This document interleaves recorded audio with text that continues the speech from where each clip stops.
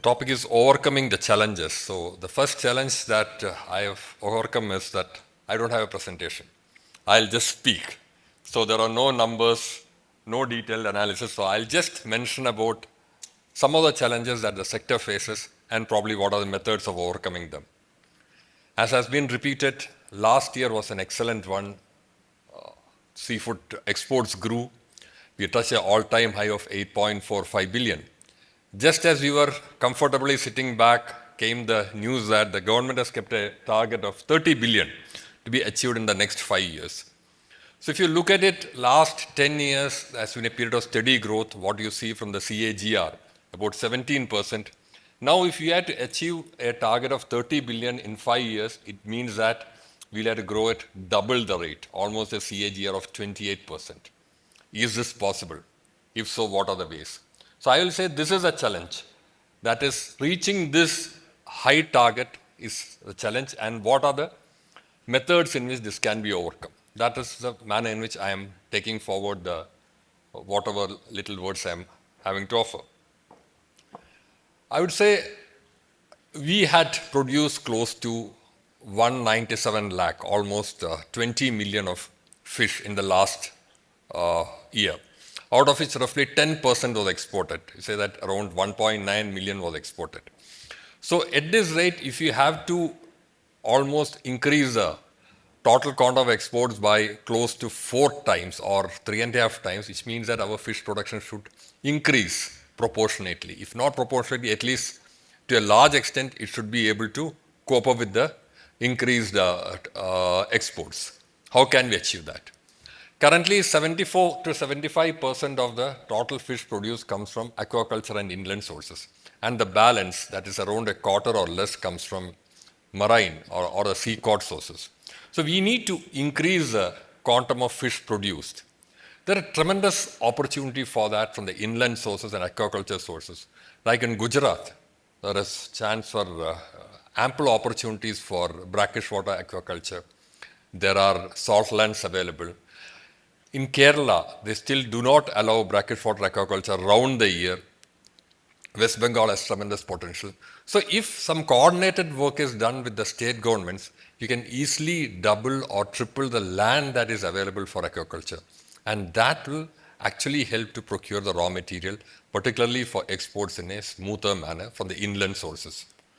The policy changed by government last year, or rather I will not say the policy change, the new policy initiative regarding shipping in the EEZ waters, which came in last year, the changes made in the budget regarding bringing in the material from the EEZ, all as a step in the right direction, because deep sea fishing is of utmost importance if you have to improve the share of marine sources, marine products from the sea. So we need to have better boats, better infrastructure at the port, better harbors, smart integrated harbors of the type. Now, 3 are being planned by the Ministry of Fisheries. We'll need more of that, because whatever is caught should be processed and ready for export in the shortest possible time. To achieve this, the quality of the boats, the size of the boats, the facilities available for freezing inside the boats and for processing in the harbor, all these should go up. So if this infrastructure is provided, then it will be easier to achieve the target. Particularly, you mentioned about the tuna fish. There are a lot of initiatives being taken by the government. This is one area where Indian tuna currently doesn't fetch a very high price in the global market, because we are not able to process it as soon as it is caught. There are needs for improvement in the method of catching tuna. So if these hurdles could be overcome, then certainly there is no reason why our tuna production and the tuna exports and the value realized from it should not go up. Third, and the most important, is import for the purpose of processing and re-export. It is a long-standing demand from the industry that the procedures for import, for processing and re-export be liberalized or relaxed. One reason is that, particularly in the West Coast, there is a lot of excess capacity in the processing side available. On a rough estimate, only 30% of the total capacity is being used fully around the year. It's a highly seasonal process also.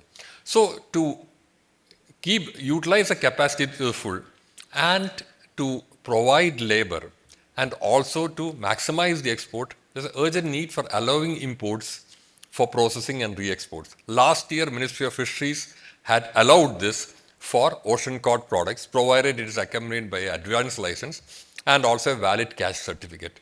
So that had commendable impact.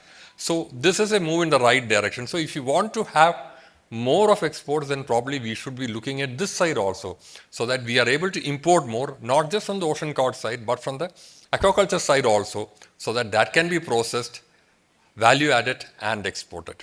So these are three ways in which we can look at increasing the raw material available for exports. Now we come to the next part, which is about what about the brood stock that we have. We all know that the major contributor is Vanami, and the material comes from, the brood stock comes from USA. We have the quarantine center from where it goes to hatcheries, the farms, and then it goes to processing and re-export. It is high time we developed our own SPF brood stock. Talk has been there for a long time regarding development of SPF brood stock. Ecuador has done it, and that is one of the reasons why they have been able to establish the industry on a strong footing. We have the good experience of developing our own brood stock in monodon. The figures which are shown here show that the export of monodon or the black tiger shrimp has increased. Last year, as per the Commerce Ministry statistics, it had come up to 500 million. So there is tremendous opportunity for increasing the export of black tiger, and that is because we have our own SPF brood stock. So there's a strong case for developing the SPF brood stock for both Vanami and Indicus, the three species, as well as for the other aquatic species. So once we have our own brood stock, we are on a much firmer footing. So this is the next step that we would request that can be done to overcome the challenges that are being faced. Now I'll come to quarantine center. We have only one. Already a proposal is there to increase the quarantine center to one more on the east coast and one on the west coast. I am sure that the ministry will act on that.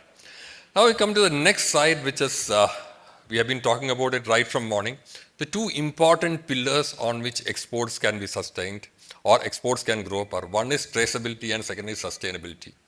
Without adhering to these two important principles, exports will not sustain in the coming years. We have to have a proper mechanism for traceability. The mention was made about FSMA in the inaugural session, not just for exports to US, but export to any market.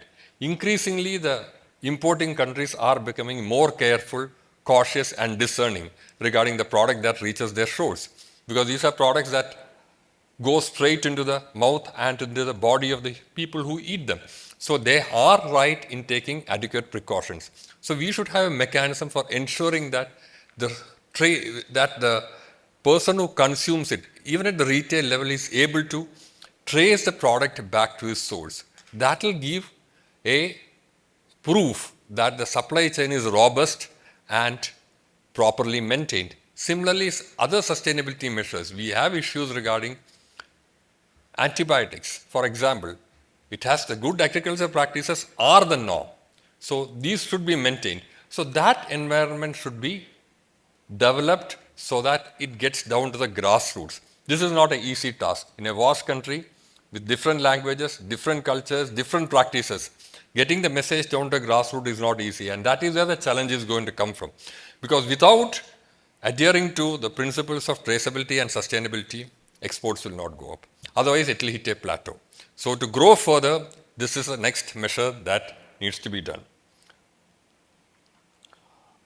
Along with that, on the ocean cod side, the TED, the turtle extruder device, though under pressure from USA because the export of ocean cod shrimp from India was banned, that's been ready for implementation. This need to be speeded up so that the US market can open again. It's again a huge market, and the shrimps that are caught from the Indian seas are particularly of value in the for the shrimp salad that is very popular in the country. So there is a market which we should regain, and that can be done only if the implementation of installation of the TED in the fishing vessels is done at a fast rate. The steps are already in motion, but they need to be speeded up. This is a market which was there, which we lost out. So these are the challenges that keep coming, because challenges will keep coming at every turn, because as per the needs of the importers. As per the norms of the importing countries, there are fresh challenges that will certainly arise.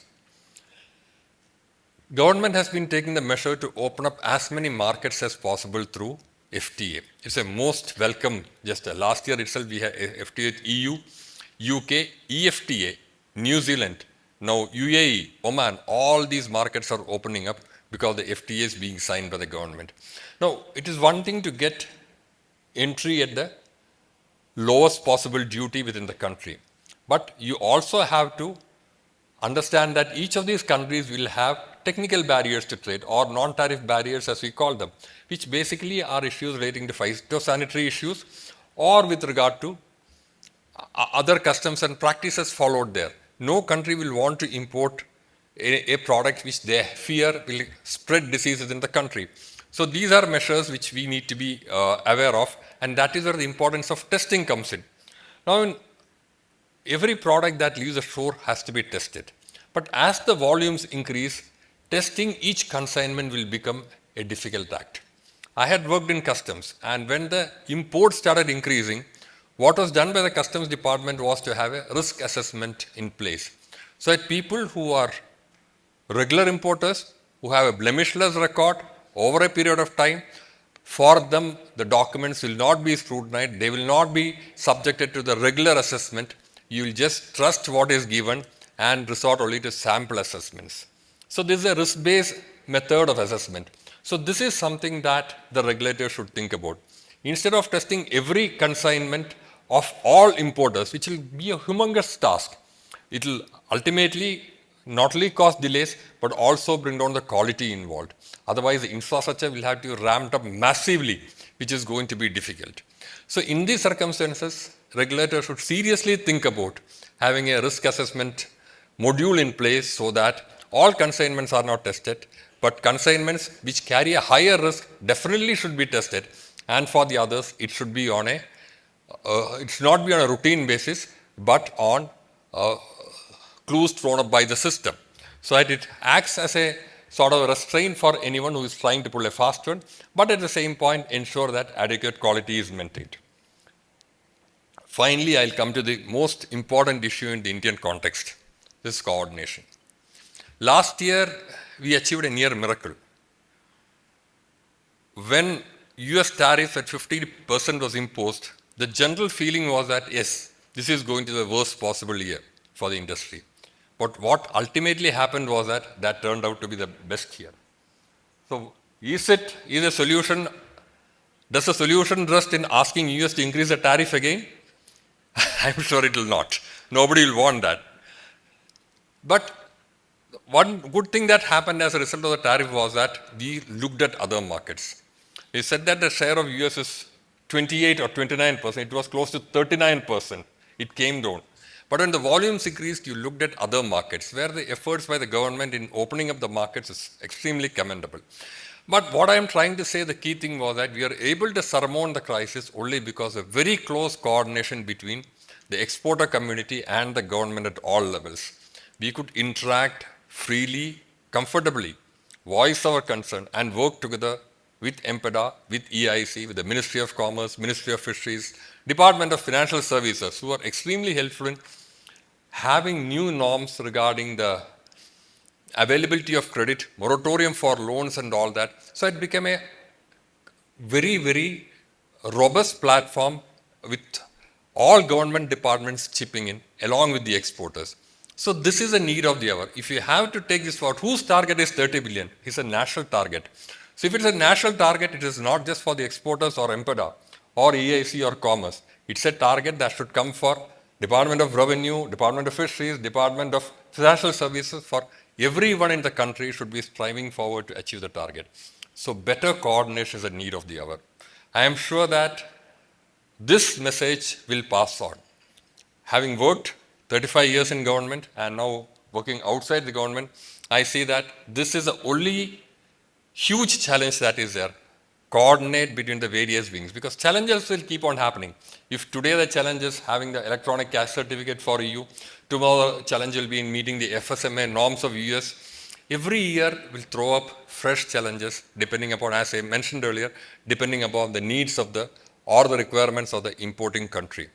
We need to expand from 130 countries that we are exporting to 150 plus or 160 plus, and also have a much more diversified spread so that the top 50 or top 80 contributes 80%, so that it will be a much more diverse thing from one country, from one product, one country we have moved to many products, many species, many countries. So that should be the message that should be taken forward, and I am sure that with the combined coordinated work of all the sectors concerned, we should be able to reach the target. Thank you very much for a patient hearing.